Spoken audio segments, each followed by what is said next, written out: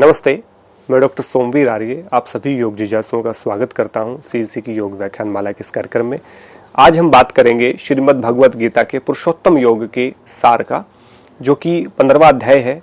एक और सबसे छोटा अध्याय, जैसा कि 12वां अध्याय हमारा सबसे छोटा अध्याय है, क्योंकि मात्र उसमें 20 श्लोकों का वर्णन किया गया है, और 15वां अध्याय भी सबसे छोटा अध्याय है, क्योंकि इसमें भी 20 ही श्लोकों का वर्णन किया गया है। इसमें पुरुषोत्तम योग की चर्चा की गई है। संक्षिप्त रूप में जानते पुरुषोत्तम योग होता क्या है। इस अध्याय में कुल 20 श्लोकों का वर्णन किया गया है, जिसमें परम पद के लक्षणों का, जीवन के स्वरूप का, आत्मा के ज्ञान का, पुरुषोत्तम ज्ञान के स्वरूप की चर्चा की गई है। पहले उस परम पद का वर्णन करते हुए कहा गया है कि मान व मोह से रहित, जिसने दोषों पर नियंत्रण प्राप्त कर लिया है, जो सदा स्थिर रहता है और जो सभी द्वंद्वों से रहित है, वह परम पद का स्थान होता है, जिसे सूर्य, चंद्रमा, तारे व कोई भी तत्व प्रकाशित नहीं कर सकता।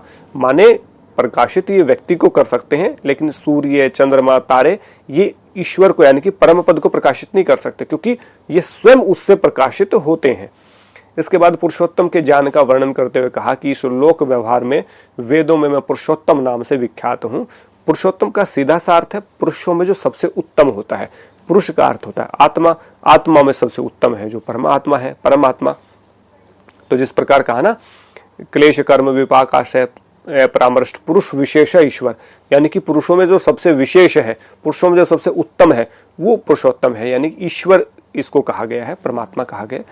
जो भी भक्त इस स्वरूप को जानकर मेरा भजन करता है, अंत में वह मुझे प्राप्त कर लेता है। अंत में श्री कृष्ण अर्जुन को कहते हैं कि पुरुषोत्तम नामक उत्तम से उत्तम ज्ञान जो है, उत्तम से उत्तम ज्ञान है, जिसके विषय में मैं तुम्हें विस्तार से बताऊंगा, जिसको जानने मात्र से मनुष्य पूर्णता को प्राप्त कर लेता है, माने वो मोक्ष को प्राप्त कर लेता है। इसके बाद उसके विस्तार से हम चर्चा करते हैं।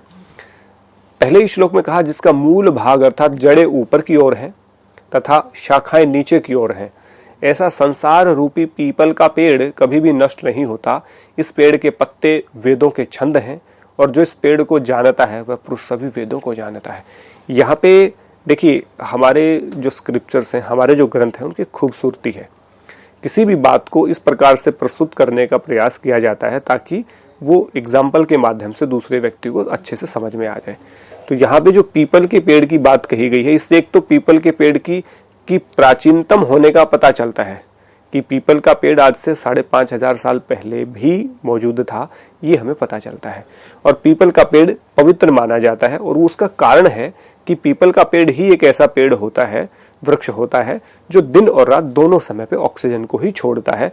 अदरवाइज बाकी के जो पेड़ होते हैं, दिन में ऑक्सीजन लेते हैं और रात में कार्बन डाइऑक्साइड छोड़ते हैं।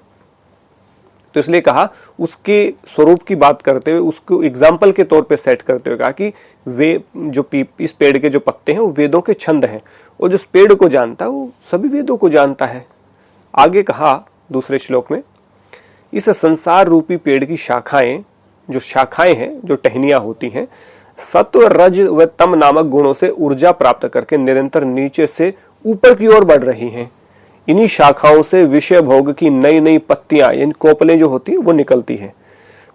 मनुष्य लोक अर्थात संसार को कर्म बंधन में बांधने वाली ये सभी शाखाएं मूल रूप से नीचे की तरफ बढ़ रही हैं, यानी अधोगति की तरफ बढ़ रही हैं, तभी संसार को उसमें बांध रही हैं।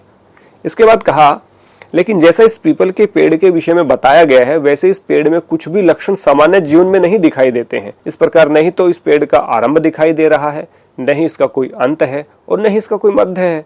अनासक्ति अथवा वैराग्य रूपी मजबूत तलवार से की गहरी जड़ों वाले इस पीपल के पेड़ को जड़ से काटकर, यानी कि यहाँ पे जड़ से काट करने की बात कही। यहाँ पे पहले इंगित कर दे कि ऐसा पीपल का जो पेड़ है उसमें ऐसा दिखेगा नहीं कि आप पीपल के पेड़ को जाकर के देखना शुरू करो और आप देखें कि इसके पत्ते तो छंद, वेदों के छंद हैं, लेकिन उसमें तो कुछ लिखा नहीं होगा। तो आप कहेंगे ये कैसा हो सकता है। उसकी जो टहनियां हैं, जो उसकी शाखाएं हैं, वो नीचे से ऊपर की तरफ बढ़ रही हैं, उनको आप कहेंगे ये तो नई नई जो शाखाएं हैं, इनमें किस प्रकार की आसक्ति है, किस प्रकार का, वो तो दिखाई नहीं देगा ना। वो केवल एक एग्जाम्पल के लिए वहां पे बताई गई है। तो कहा कि ये जो इसका ना तो कोई शुरुआत दिखाई दे रही है, जैसे पेड़ होता है ना, उसकी शुरुआत तो दिखाई देती है, उसका बीच भी हमें दिखाई देता है और उसका अंत भी दिखाई देता है कि यहाँ तक ये फैला हुआ है, इसके जड़ें यहाँ तक हैं, इसका सिरा यहाँ तक है और इसका मध्य यहाँ है।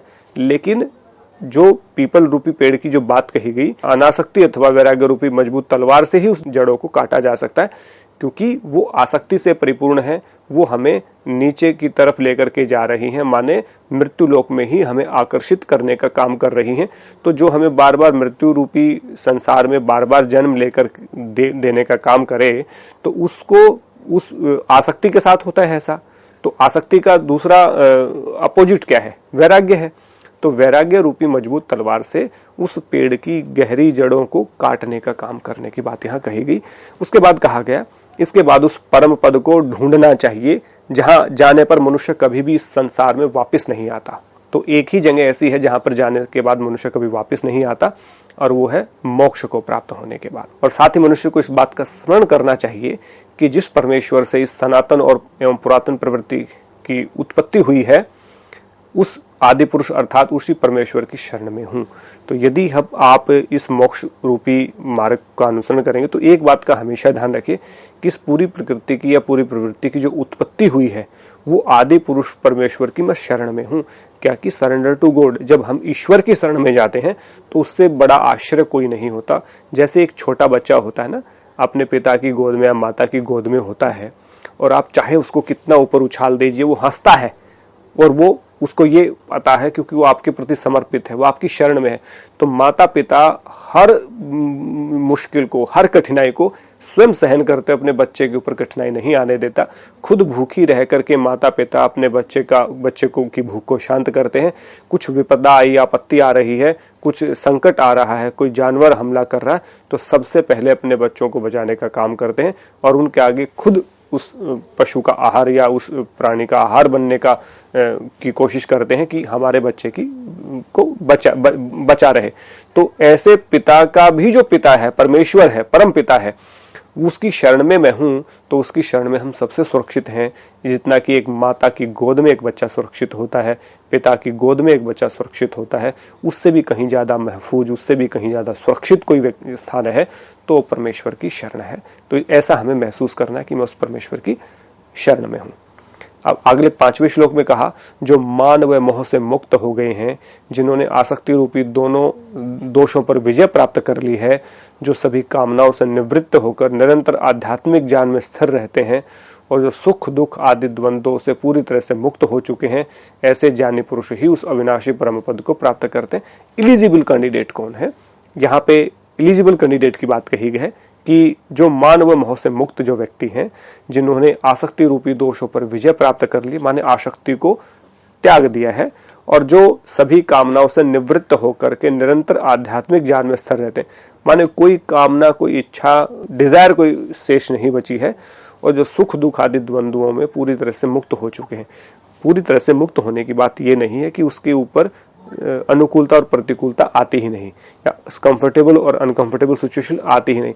जीवन में जब तक मृत्यु होगी, कंफर्टेबल और अनकंफर्टेबल सिचुएशन, अनुकूलता और प्रतिकूलता आती रहेगी, वो कभी समाप्त नहीं हो सकती। हाँ, आपका व्यवहार, आपका उस अनुकूलता को सहन करने का, उस प्रतिकूलता को सहन करने का, उसको डील करने का, कि उस अनुकूलता में कैसे रिएक्ट करना है, उस प्रतिकूलता में कैसे रिएक्ट करना है, वो आपको आ गया। उस अनुकूल अवस्था में किस प्रकार का व्यवहार हमें रखना है, उस प्रतिकूलता यानी कि बुरे समय में हमें किस प्रकार का धैर्य बना करके रखना है, वो यदि आपके समझ में आ जाता है, उसको हम कहते हैं द्वंद्वों से पूरी तरह से मुक्त हो चुका है। माने कोई भी संकट आए या कोई भी अनुकूलता आए, वो विचलित नहीं होगा। नहीं तो कई बार ऐसा लगता है ना कि किसी व्यक्ति को बहुत बड़ा पद मिल जाए, बहुत बड़ा सम्मान मिल जाए, बहुत बड़ा पैसा मिल जाए, या बहुत बड़ी प्रतिष्ठा किसी को प्राप्त हो जाए, तो वो उसको कैरी ऑन नहीं कर पाता, वो खो देता है। बहुत सारे लोग ऐसे हैं जो जीवन में, जिन्होंने बहुत ऊंचा नाम कमाया, लेकिन तिरंगे से तौलियों तक आने में उनको बहुत सारा समय नहीं लगा। मतलब जिस व्यक्तियों ने तिरंगा जो भारत की शान है, वो जब लहराते हैं तो सबसे शानदार मोमेंट होता है किसी भी भारतीय के लिए, और यदि अपना मुंह छिपाना पड़ जाए किसी कपड़े से, तो वो सबसे शर्मनाक पल होता है।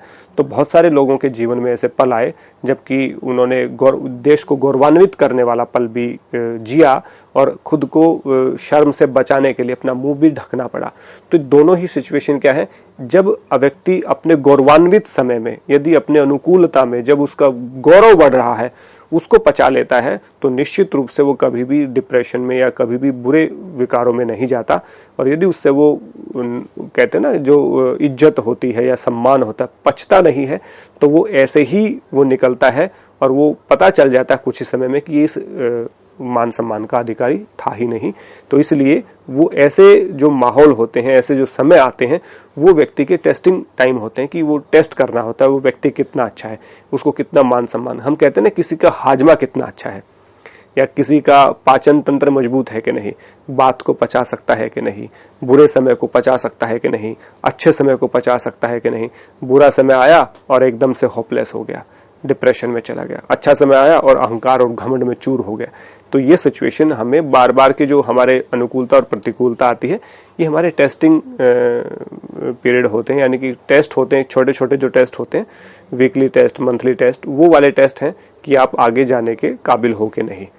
तो वही व्यक्ति जो इस टेस्ट में पास होता है वही उस अविनाशी परम पद को प्राप्त करते हैं। अगले श्लोक में कहा, जिस अविनाशी पद अथवा स्थान पर पहुंचने के बाद कभी वापस नहीं लौटना पड़ता, अर्थात जहां जाने पर मनुष्य को पुनर्जन्म नहीं लेना पड़ता, उस परम पद को न तो सूर्य प्रकाशित कर सकता है, न ही चंद्रमा और न ही अग्नि, क्योंकि वह अविनाशी परम धाम स्वयं ही प्रकाशमान है।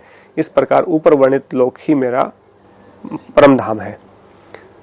माने सूर्य, चंद्रमा और अग्नि ये सबको प्रकाशित आलोकित करने का काम करते हैं, लेकिन जहां सूर्य का प्रकाश उसको प्रकाशित ना करे, तो कहा कि हजारों सूर्यों का प्रकाश भी परमात्मा को प्रकाशित नहीं कर सकता।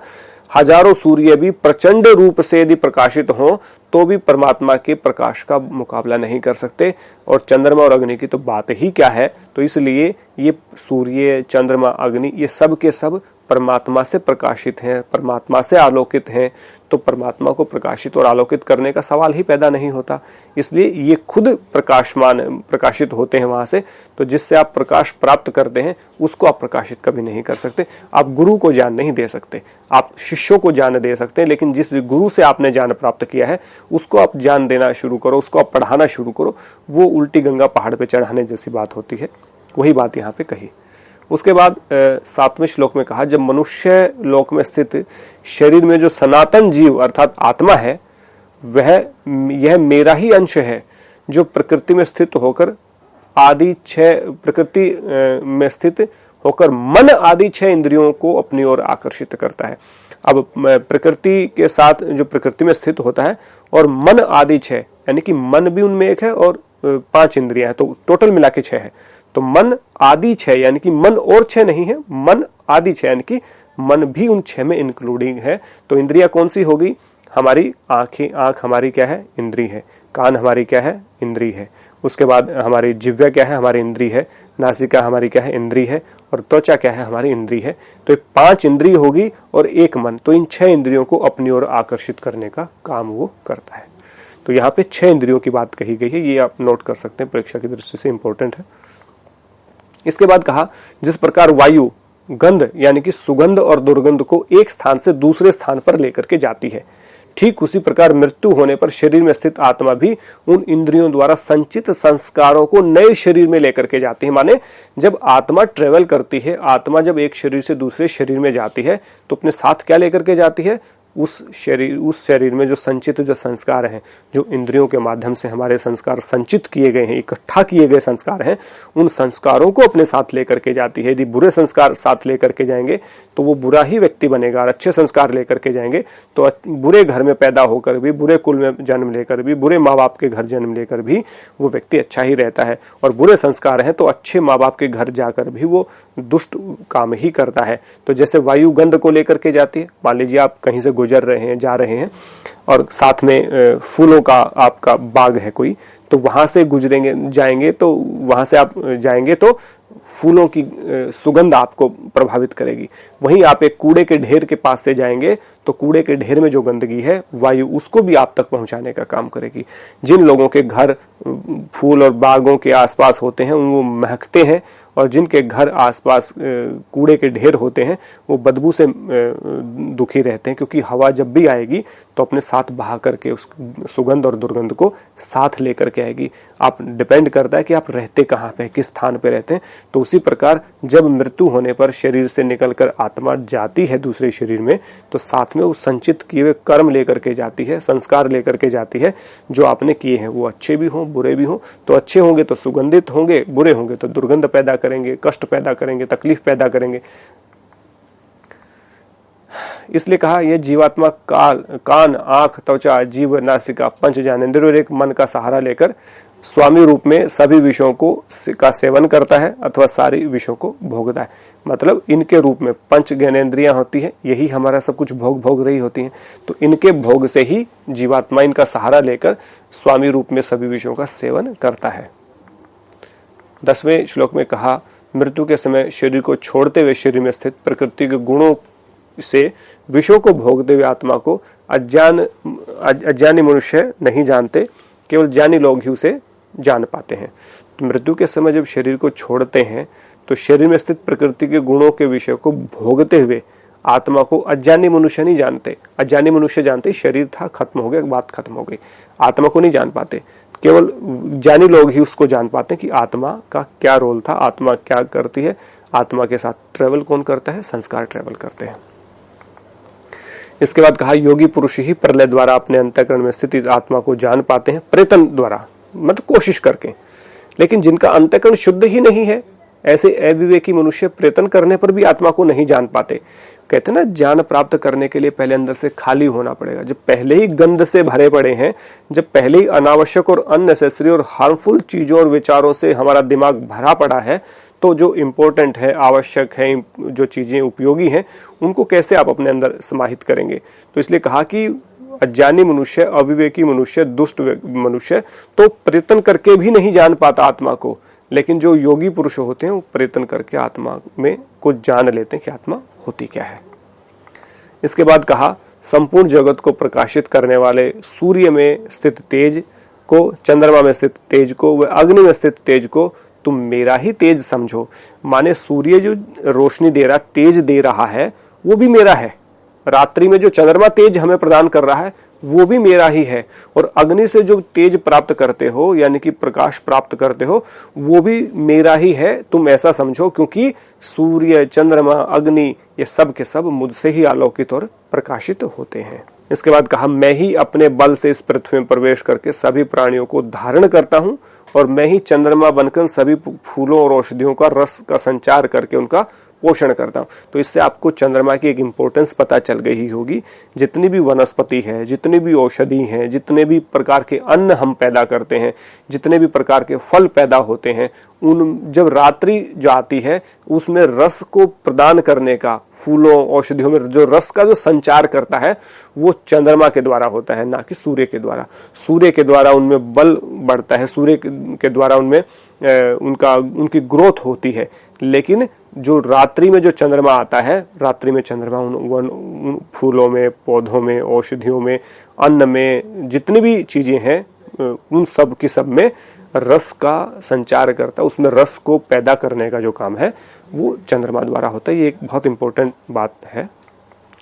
अन्न का पाचन की बात कही गई है कि मैं ही समस्त प्राणियों के शरीर में जठराग्नि के रूप में स्थित होकर प्राण और अपान आदि प्राणों को संतुलित रखकर 4 प्रकार के जो है खाने योग्य, चूसने योग्य, चाटने योग्य व पीने योग्य जो अन्न है उन भोजनों को पचाता हूं।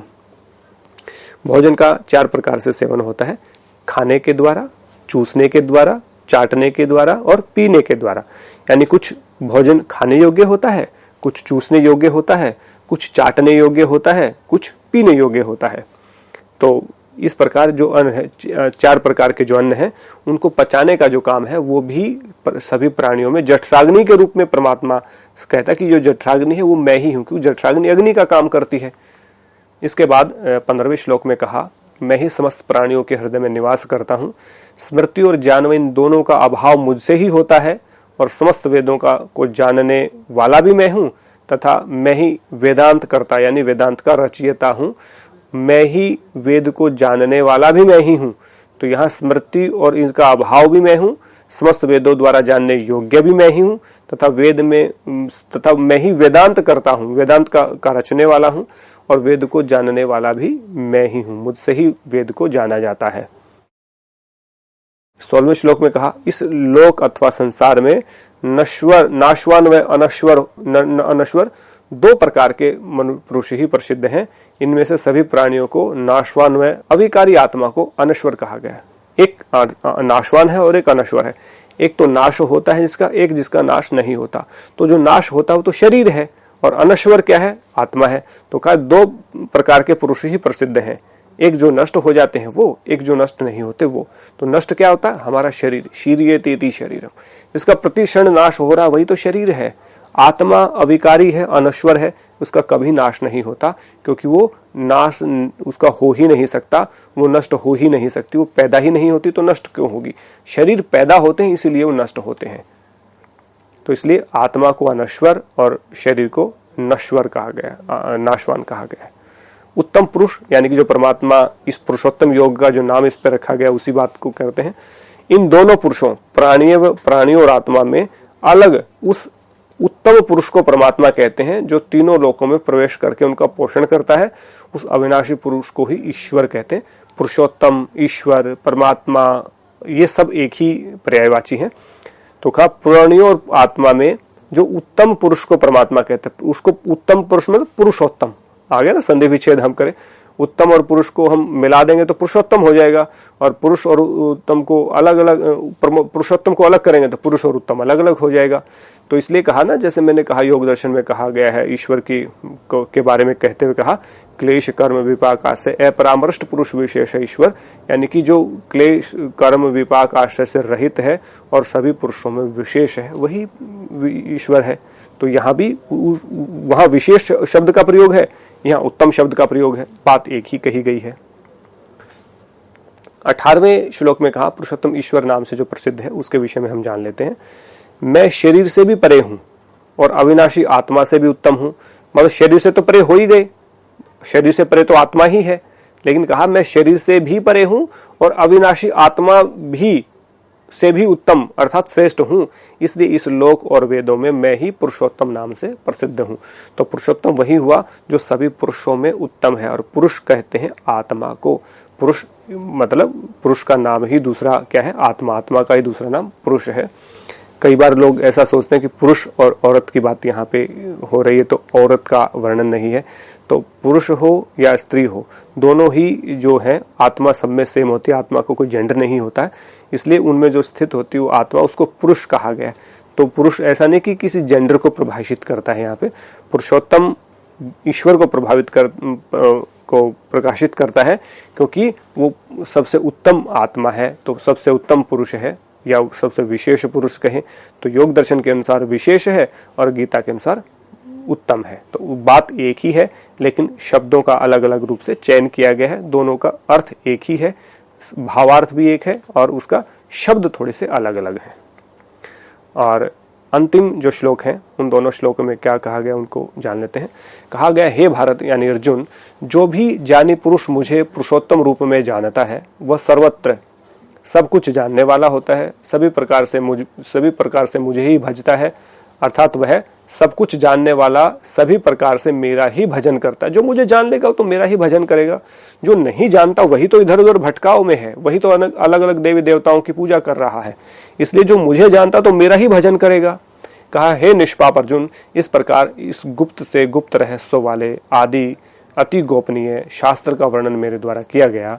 इस ज्ञान को तत्वपूर्वक जानने से सब कुछ बुद्धिमान और कृतार्थ अथवा धन्य हो जाते हैं। सभी बुद्धिमान और जो व्यक्ति हैं वो कृतार्थ अथवा धन्य हो जाते हैं। जिसने इस सार को जान लिया, जिसने पुरुष को जान लिया, जिसने प्रकृति को जान लिया, जिसने शरीर और आत्मा के भेद को जान लिया, जिसने आत्मा और परमात्मा के भेद को जान लिया, उसने सब कुछ तो जान लिया। अब उसके बाद शेष क्या बचता है? उसके बाद तो केवल साक्षात्कार करना शेष बचता है, जो कि कुछ ही समय बाद इस आत्मा का परमात्मा से साक्षात्कार होता है और हम जन्म मरण के बंधन से मुक्त हो जाते हैं। तो इस प्रकार से इस सुंदर अध्याय पुरुषोत्तम योग का वर्णन हमने आपके सामने किया।